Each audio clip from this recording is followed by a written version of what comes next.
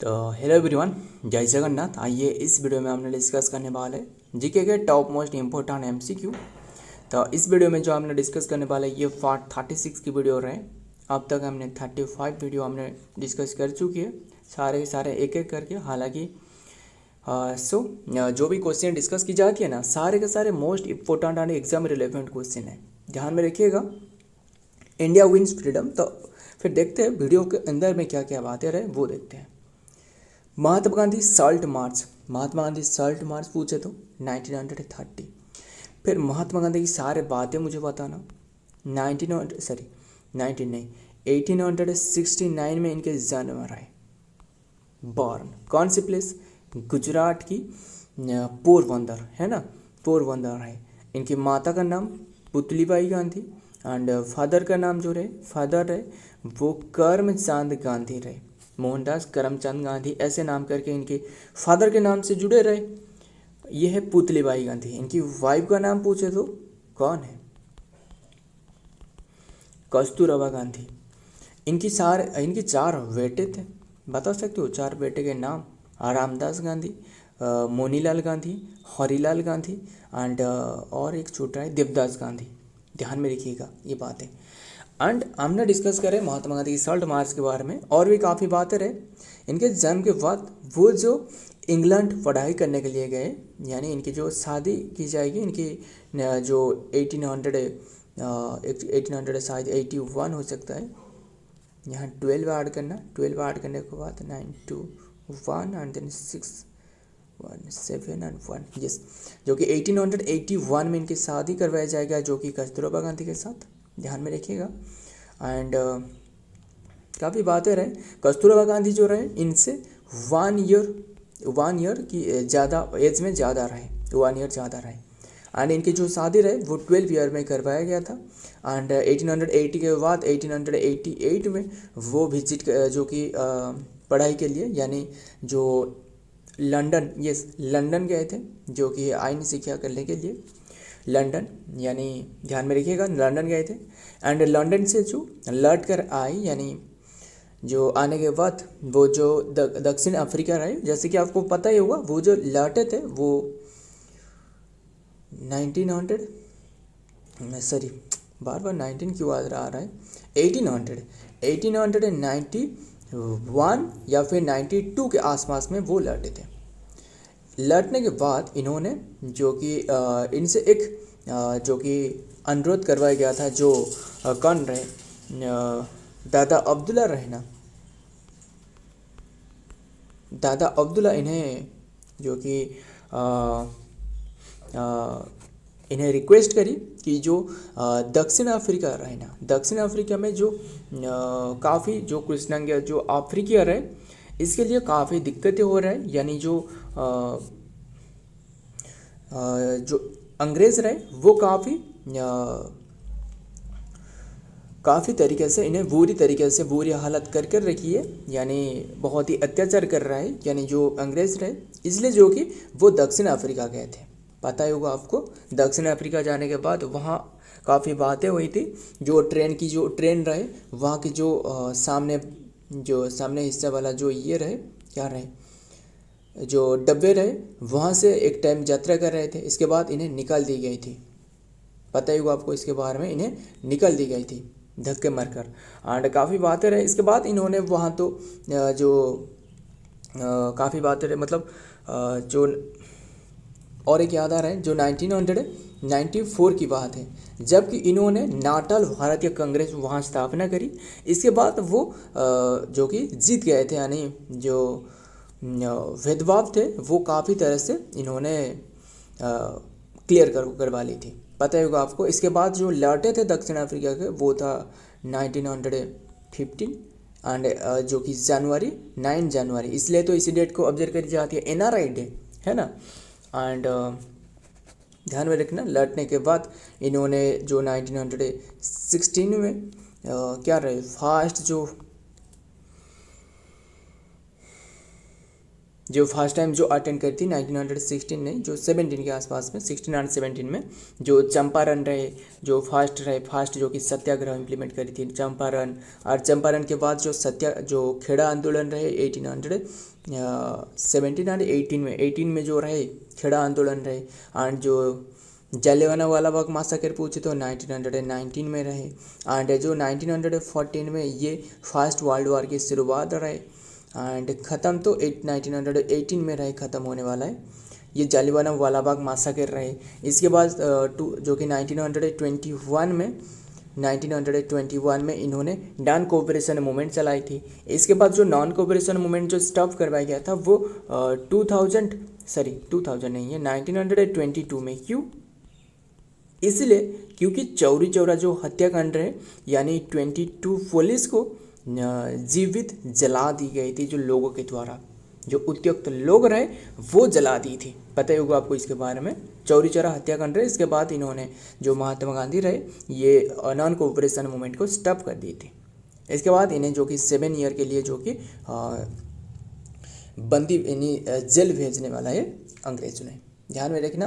And ये बात करें गांधी जी ने जो साल्ट मार्च की शुरुआत करी थी वो था कौन सी प्लेस से? वो था साबरमती से। Option D is the right answer. Sabarmati एक रिवर है, वहाँ से ये शुरुआत करी थी। The Mahatma Gandhi salt march 1930 also known as the Dandi march and salt satyagraha started from the Sabarmati ashram near the Ahmedabad. फिर हमने ये सारे के सारे तो बातें डिस्कस करी, और जो काफ़ी बातें रहे जो हमने डिस्कस नहीं करी है। 1924 में इन्होंने जो बेलगांव सेशन रहे वो अटेंड करी थी। आईएनसी के बारे में बात करें, फिर आईएनसी की स्थापना बताना। AU ह्यूम, अलान ऑक्टावियन ह्यूम 19 क्यों आ रहा है, 1885 में स्थापना रहे। फर्स्ट जो प्रेसिडेंट करती वो था WC बनर्जी, फर्स्ट प्रेसिडेंट था। एंड फर्स्ट मुस्लिम प्रेसिडेंट पूछे तो वो है बदरुद्दीन तायब जी। स्पेलिंग पर ज़्यादा फोकस मत करना, बस ध्यान में रखना बदरुद्दीन तायब जी ऐसे करके नाम था ना, सारे के सारे ध्यान में रखिएगा। WC बनर्जी। एंड इसके बाद जो 1886 में जो है जो इसके बाद जो कंसेक्यूटिव टर्म पर जो 4 रहे ना वो इम्पोर्टेंट है। 85, 86, 87 एंड 88 बहुत इंपॉर्टेंट है, मान लो। जो 88 है। एंड 86 की बात करें तो वो था दादा भाई नारोजी। फर्स्ट टाइम जो WC बनर्जी रहे ना, असल में इन्होंने जो प्रिजाइड करी थी WC बनर्जी, इसके बारे में बता देता हूँ। WC बनर्जी जो रहे ना वो बॉम्बे प्रेसिडेंसी से रहे। बॉम्बे प्रेसिडेंसी तेजपाल संस्कृत कॉलेज में फर्स्ट मीटिंग अटेंड करवाया गया था। एंड जो WC Banerjee Bombay presidency 72 delegate के साथ ये अटेंड करवाया गया था। 72 डेलीगेट रहे। इसके बाद 86 में दादा भाई नारोजी, कौन रहे? ये है दादा भाई नारोजी। वो जो अटेंड करी थी दादा भाई नारोजी वो कलकत्ता सेशन रहे, कलकत्ता सेशन। 87 जो रहे वो है बदरुद्दीन तायब जी। एंड बदरुद्दीन तायब जी जो कि फर्स्ट मुस्लिम रहे, ये बातें ध्यान में रखिएगा, फर्स्ट मुस्लिम। ये मद्रास प्रेसिडेंसी रहे।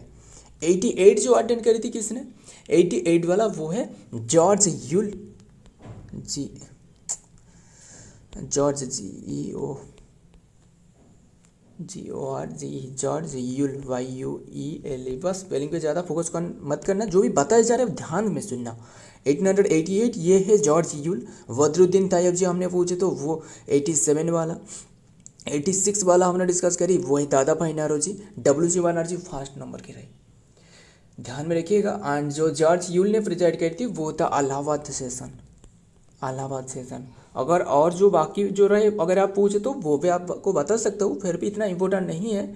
वो 1889 की बताना, 1889 एंड देन 1890 की फिर बताना, 1890 एंड 1891 की बताना, 1892 सारे के सारे बताना। अभी सारे के सारे मुझे याद तो है, फिर भी इतना इम्पोर्टेंट नहीं है। जो भी मैंने ज़्यादा इम्पोर्टेंट दे रहा हूँ ना वो बहुत इंपॉर्टेंट है, ध्यान में रखिएगा।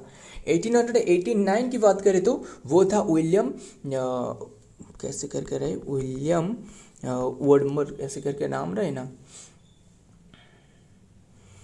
विलियम वॉटसन करके ऐसे नाम रहे, जो कि जो बॉम्बे प्रेसिडेंसी से रहे। विलियम वुडसन, इन्होंने बॉम्बे प्रेसिडेंट से रहे। एंड जो कि इसके बाद जो कि 1890 की बात करें तो 1890 की वो था प्लेरोज, जो कि कौन था, प्लेरोज प्लेरोज शाह रहे, या फिर फिरोज शाह, प्लेरोज शाह या फिर फिरोज शाह ऐसे करके नाम था ना, क्या था, फिरोज शाह शायद। हमने बात कर रहे थे 1990 की या फिर 1990 की बात कर रहे थे ना, वो था फिरोज शाह, PHIROZ, फिरोज शाह रहे, ध्यान में रखना।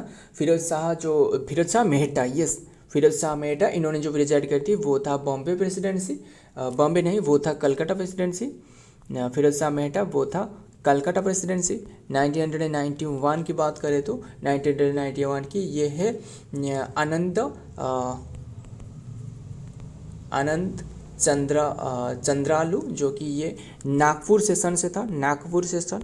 1992 की बात करें तो 1992 की फिर से वो जो WC बनर्जी रहे ना, WC बनर्जी जो रहे, WC बनर्जी कह लो, बनर्जी कह लो, चाहे भी हो, WC बनर्जी वो भी प्रिजाइड करी थी नेक्स्ट टाइम।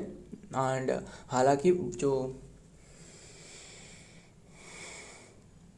बस ध्यान में रखना, जो WC बनर्जी रहे, इन्होंने जो प्रेजाइड करती, कौन सी सेशन हुआ था ना मुझे 1992 की, वो था Allahabad session, yes, Allahabad session, ध्यान में रखिएगा। एंड फिर 1993 की पूछे तो वो जो कौन था, दादा भाई नारोजी रहे, ध्यान में रखिएगा, दादा भाई नारोजी। एंड असल में दादा भाई नारोजी आपको 3 टाइम्स आपको देखने को मिलने वाला है, जैसे कि दादा भाई नारोजी 1886 में रहे, 1886, यहाँ तो हमने डिस्कस करी, 93 में रहे, जो कि प्रेसिडेंट रहे 93 में दादा भाई नारोजी। और दादा भाई नारोजी ये लाहौर सेशन से था, ये जो था ये कलकत्ता सेशन से था। और एक 1900 से रहे, 1906 से शायद रहे, जो बंगाल पार्टीशन, यानी जो बंगाल पार्टीशन तो 6 या फिर 5 में रहे, 6 में रहे। एंड जो कि दादा भाई नारोजी प्रिजाइड करी थी, ध्यान में रखना ये बात है। एंड ये शायद जो इन्होंने जो करी थी, क्या बात है रहे, जो यहाँ जो फर्स्ट टाइम जो डिमांड रखी गई थी, फर्स्ट जो डिमांड रखी थी ना, यानी स्वराज की डिमांड रखी गई थी यहाँ 1906 में। क्लियर सारे के सारे। हमने डिस्कस कर रहे थे 1924 की, वो बेलगांव सेशन महात्मा गांधी ने प्रिजाइड करी थी। 1925 की वो जो सेशन रहे, सरोजिनी नायडू ने, फर्स्ट इंडियन वुमेन, वो प्रिजाइड करी थी। अगर फर्स्ट वुमेन पूछे होते तो वो आपको ध्यान में रखना है, वो 1960 या फिर कौन रहे, 1970, यस, 1970 की सेशन वो जो प्रिजाइड कर रहे थे वो था आनी बेसंत, 1970 की सेशन। अगर आपको 1960 की पूछे होते हो वो तो अंबिका चरण मजुमदार था, है ना, अंबिका चरण मजुमदार, यस, वो जो लखनऊ सेशन रहे, लखनऊ सेशन। एंड इन्होंने जो प्रिजाइड करी थी, यानी जो सरोजिनी नायडू 1925 की, वो जो सेशन मुझे पता ना, वो था कानपुर सेशन। कौन सी सेशन, कानपुर सेशन। क्लियर, इतनी सी बात, बहुत ही इंपॉर्टेंट बातें रहे। एंड और भी याद आ रहा है मुझे, आपको बता दे रहा हूँ, जो भी याद आ रहा है एक एक करके ध्यान में रखिएगा, बहुत ही इंपॉर्टेंट बातें रहे। क्या करें, टाइम की कमी रहे। 1938 और एक रहे, और 39, ये जो सेशन है ना, ये सुभाष चंद्र बोस ने ये प्रिजाइड करी, दोनों के दोनों सेशन। ये था त्रिपुरा सेशन, ये था हरिपुर सेशन। इनके एग्नेस्ट में कौन था, वो था पट्टाभी सीतारामैया, जो रामायण बस्ता भैया ऐसे करके एक मूवी रहे ना, क्या एक रहे, बस कैसे भी करके याद रखना, पट्टाभी सीतारामैया जो है ना, असल में इन्हें जो स्टैंड करी थी वो था महात्मा गांधी। इसके बाद जो कि महात्मा गांधी और सुभाष चंद्र के बोस के बीच में जो मतभेद रहे वो देखने को मिलने वाला है। इसके बाद वो छोड़कर चले जाने वाला है। क्लियर सारे के सारे। और एक सेशन रहे, कौन सी session, 1929 Lahore session, first time जो कि पूर्ण स्वराज की मांग रखी गई थी। क्लियर। नंबर 2 देखते हैं। सो जल्दी जल्दी कवर करते हैं टाइम पे। Who among the following lead the revolt 1857 in the Faizabad में किसने लीड कर रहे थे, वो था मौलवी अब्दुल्ला कौन रहे, मौलवी Ahmadullah. Option D is the right answer, मौलवी Ahmadullah.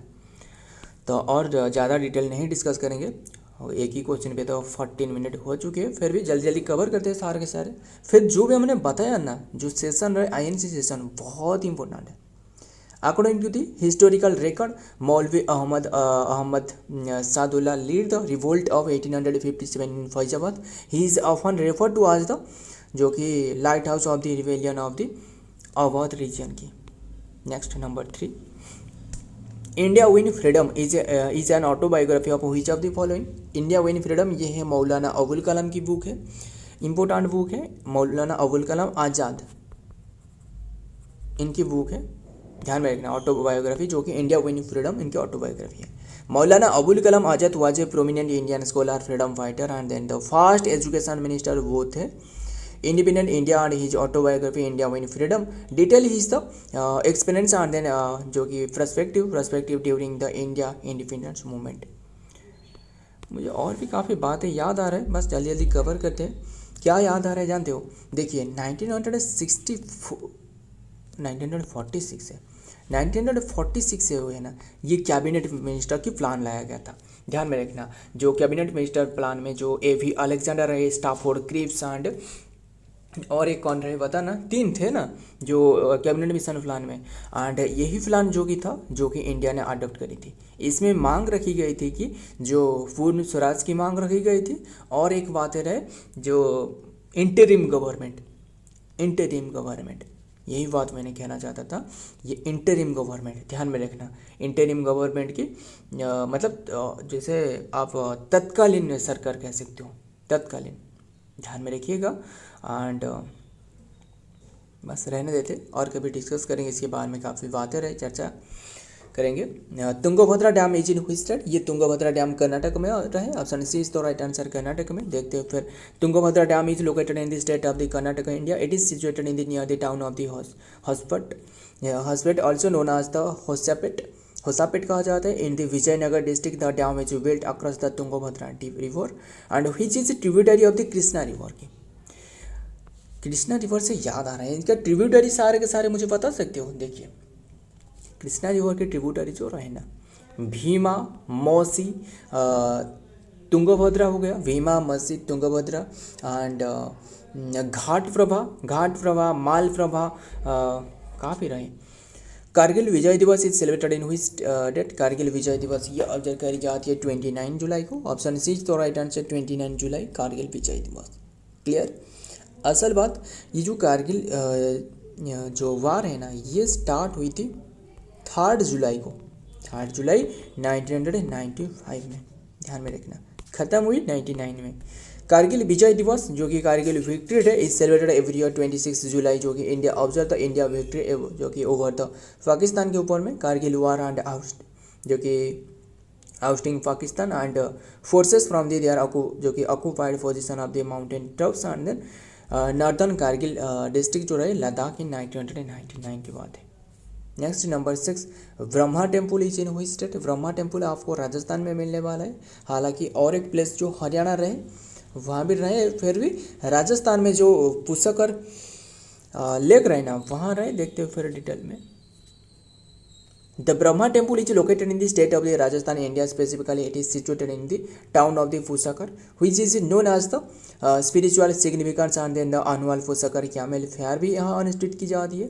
The temple is dedicated to the lord Brahma के लिए, the Hindu god of the creation. Brahma temple बहुत ही कम रहे, है ना, बट आपको सबसे ज़्यादा जो टेम्पल है ना किसके देखने को मिलने वाला है, जैसे महादेव टेम्पल रहे, यानी शिव टेम्पल, शिव पार्वती की, और सबसे ज़्यादा यही टेम्पल रहे। और अगर पूछे तो गणेश भी हो सकता है, और क्या रहे, माता लक्ष्मी की टेम्पल, यही से जो टेम्पल रहे ना ये सबसे, और जो जगन्नाथ टेम्पल रहे वो सबसे आपको देखने को मिलने वाला है। और भी काफ़ी सारे जो माताओं के बारे में, जो मीनाक्षी टेम्पल है, यानी जो काफ़ी टेम्पल भी रहे, तमिलनाडु भी जो रहे, जो रामेश्वरम जो रामेश्वरम में किससे पूजा की जाती है, महादेव को, एंड किसने स्थापना करी थी, वो था राम ने, है ना। What is the name of the India and then Afghanistan border name, India and Afghanistan, बहुत इंपॉर्टेंट बातें रहे, पहले इसे क्लियर कर लेता हूँ, सारे के सारे बताऊँगा। ध्यान में रखना, जो इंडिया अफगानिस्तान बॉर्डर है ना, इसे तो ड्यूरान लाइन कहा जाता है। ऑप्शन बी इज तो राइट आंसर। इसके लेंथ पूछे तो 106 किलोमीटर। और सारे के सारे बातें बताना। मैकमोहन लाइन ये चाइना रहा है, चाइना बॉर्डर शेयर करती है। मैकमोहन लाइन की लेंथ बताना 3380 कह लो या फिर 3388 भी कह लो किलोमीटर। क्लियर। एंड जो राडक्लिफ रहे ये असल में 3323 किलोमीटर, या फिर किलोमीटर में पूछे तो 3323 एंड माइल में पूछे तो 2060 माइल। यस। एंड माइल में अगर आपको कन्फ्यूज हो रहा है तो माइल मतलब है माइल का मतलब है 1.61 किलोमीटर है। ध्यान में रखिएगा, ऐसे कन्वर्ट कर लेना। एंड राडक्लिफ जो है ना, ये असल में राडक्लिफ ये इंडिया एंड पाकिस्तान के बॉर्डर में रहे। ध्यान में रखिएगा, इंडिया एंड पाकिस्तान एंड या फिर इंडिया पाकिस्तान और जो बांग्लादेश रहे वो भी कुछ हिस्सा रहे। ध्यान में रखना। हालांकि राडक्लिफ एक कौन थे, राडक्लिफ नाम एक लोगों के नाम से रखी गई है। इसकी स्थापना करवाया गया था 17 अगस्त 1947 में। एंड ये नेपाल भी वो राडक्लिफ लाइन के तहत रहे, जो कि 1236 किलोमीटर है नेपाल। ये नेपाल के बारे में बात कर रहे हैं राडक्लिफ जो रहे। एंड बात करें किसके बारे में, पूर्वांचल यानी जो ये जो बांग्लादेश रहे। ध्यान में रखना, जो मतलब ये जो पूर्वांचल रहे ये है क्या रहे,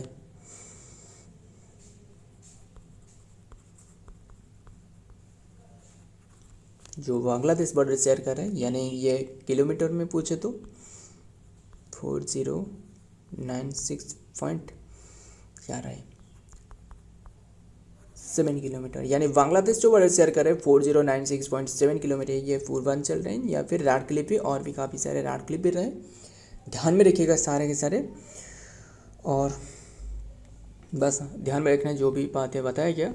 the Afghanistan border known as the Durand line and this जो कि democratic border between the Afghanistan and then region of the were historically part of the British India, and then it is the still recognized as the official border dispute, and then the as disputes the Durand line approximately 206.40 and then 1640 mile ये kilometre है। But India के साथ जो border share करे वो है 106 kilometre. ऐसे भी आपको देखने को मिल सकता है 105 किलोमीटर, 105 पॉइंट समथिंग। नंबर 8 देखते हैं, प्रोजेक्ट टाइगर। असल में आपको ये कंफ्यूज हो सकता है, ये जो टोटल 264 है ना, ये असल में अफगानिस्तान बॉर्डर शेयर नहीं कर रहा है, ये ब्रिटिश इंडिया के समय में। बट अभी के टाइम में जो बॉर्डर है वो 106 रहे। फिर भी असल बात ये है कि इंडिया अफगानिस्तान के साथ बॉर्डर शेयर नहीं कर रहा है। आप बोलो कि कैसे बात कर रहे हो, यस देखिए ये रहे इंडिया है ना, जो इस वाला हिस्सा ये पाकिस्तान ऑक्यूपाइड कश्मीर, इस वाला हिस्सा जो रहे ये LOC line of actual control China के पास रहे। अगर ये जो पाकिस्तान ऑक्यूपाइड कश्मीर रहे वहाँ से ही शेयर कर रहे जो कि अफगानिस्तान बॉर्डर है ना, बस इसलिए जो कि अफगानिस्तान पूरी तरह मतलब इंडिया से बॉर्डर शेयर नहीं कर रहा है। बट इंडिया ये रीजन को भी इंडिया अपना मानता है एंड ये रीजन को भी इंडिया अपना मानता है, ध्यान में रखना, इसलिए ये बॉर्डर शेयर कर रहे हैं। प्रोजेक्ट टाइगर हुआ लॉन्च एंड हुई शेयर। प्रोजेक्ट टाइगर ये 1973 की बात है। दोनों ऑप्शन में रहे, क्या करें दोनों ही सही कर लेते हैं, ऑप्शन सी और वी दोनों आंसर सही है, यानी 1973 यानी अप्रैल की बात है, अप्रैल 1 की शायद, देखते हैं क्या रहे।